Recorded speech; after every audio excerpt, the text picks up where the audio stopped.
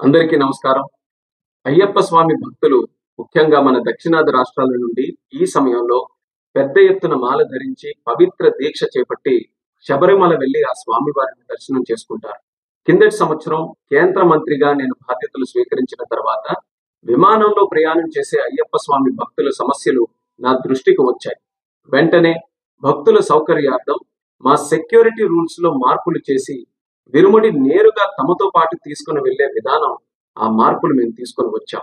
ఈ సంవత్సరం కూడా అదే విధంగా అయ్యప్ప స్వామి భక్తులు ప్రయాణం చేసేటప్పుడు వాళ్ళ తాలూకా విరుముడి నేరుగా వాళ్ళతో పాటే ఫ్లైట్ లో తీసుకొని వెళ్ళేటటువంటి సౌకర్యం మేము కల్పిస్తున్నాం.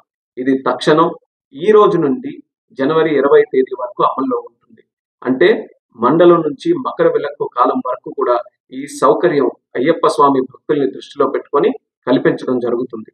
ఈ కూటమి ప్రభుత్వం దేశ ఆచార సాంప్రదాయాలకు, భక్తుల మనోభావాలకు అత్యంత ప్రాధాన్యతనిస్తుంది. అందుకే ఎవరికి ఇబ్బంది కలగకుండా ఉండాలనే ఆలోచనతో భద్రతా నియమాలు పాటిస్తూ మా మినిస్ట్రీ ఆఫ్ సివిల్ ఏవియేషన్ ద్వారా ఈ నిర్ణయం మేము తీసుకున్నాం.